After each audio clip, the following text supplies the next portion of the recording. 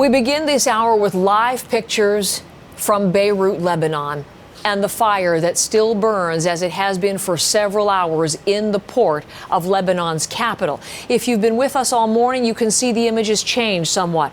We are seeing far fewer of those orange flames. The smoke itself still rising, though, in that column up into the sky. But you can see the color of that smoke beginning to change, a lot less black, a lot more white and gray coming in there, even as military helicopters continue to pour water over the scene to try to bring this under control. And there's an image of one of the helicopters at work. Rebecca Collard is live in Beirut. She's been with us all morning. Her building is actually very close to the site of the fire, and she's got a complete view of what's going on from where she does her work. So, Rebecca, what are you seeing this hour, and any new information that you have for us this time around? Yeah, Heather, so as you said, after hours of work by these firefighters, both on the ground and also these helicopters that have been ferrying buckets of water to try to douse the flames seem to be going down. They seem to be getting this fire under control. But I will just show you, and let me just turn around the camera here, Heather, as I show you what it looks like from here. You can still see maybe slightly lighter, but still a very dark plume of smoke rising above my neighborhood here. And as you can see, just filling the sky here, Heather. And it's actually moved a little bit, and now it seems to be pushing out farther away from the port and actually moving to some of the neighborhoods farther out.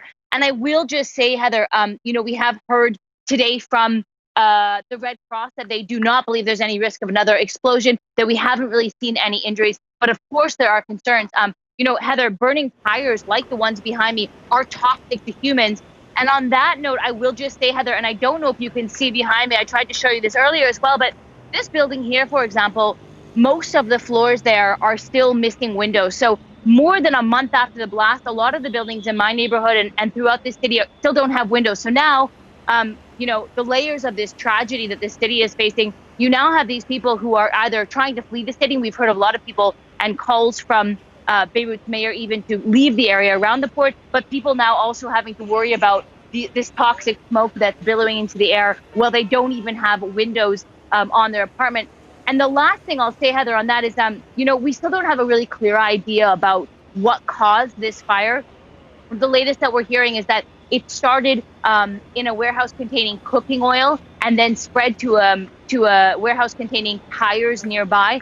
And I'll just say on that also, apparently there was quite a lot of food inside that warehouse. And so if you can imagine, Heather, and I know that we've been talking about this over the last month, Lebanon was already facing a food insecurity. If we find out now that on top of everything else, we've lost a big stockpile of food, I think that will, of course, be devastating. But let me just show you one more time again quickly, Heather, just this plumes of smoke that are still rising here.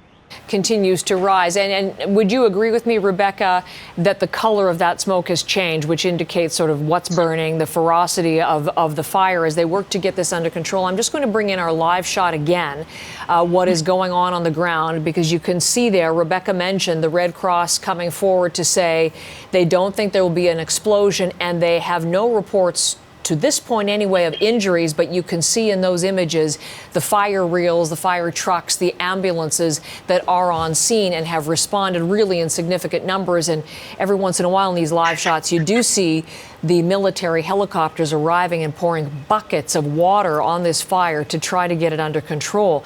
Rebecca, can you come back to that notion of anger if you find out that you've lost a big food supply as well?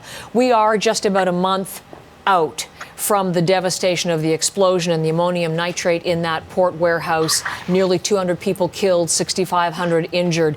And the anger at what people have learned about corruption and what led to that, and how all of that emotion might be funneled into reaction to what you're hearing today. Absolutely, Heather. Since this explosion a month ago that ripped through this city, killing almost 200 people and injuring thousands of people and destroying neighborhoods like this one, I've heard time and time again from people on the streets of Beirut that they are so angry with the government. It seems clear, we're still waiting for the results of the investigation, but essentially, a lot of Lebanese leaders knew that there was almost 3,000 tons of ammonium nitrate in Beirut port and did nothing about it. And it's that sort of mismanagement and negligence that people here are so angry about. And, we don't know, I will confirm again, we don't know exactly what started this fire today. I have heard some reports that it could be the result, and I'll say again, Heather, not confirmed, but of Lebanese security forces trying some sort of a controlled burn of trash that set this off. But we don't know. But I think at very best, this is going to be another case of negligence. People are going to ask questions. Why was so much cooking oil next to to a warehouse full of tires? And how was this warehouse able to be lit on fire when there has been so much scrutiny on the last fire that caused this massive explosion here, Heather? Rebecca, thank you. Thank you for all the reporting live with us this morning from your location there in Beirut, very close to the fire. And again, here's another camera angle to show you as it continues to burn. It started midday local time. The ferocity, the intensity of the flames themselves reduced a lot. You see some orange flashes every once in a while. The smoke changing color, but still it flows up into the air, and the military and firefighters responding to try to get this under control and then to answer the questions of how this all started. So we'll be keeping on this story and bringing you any new developments as further information comes in.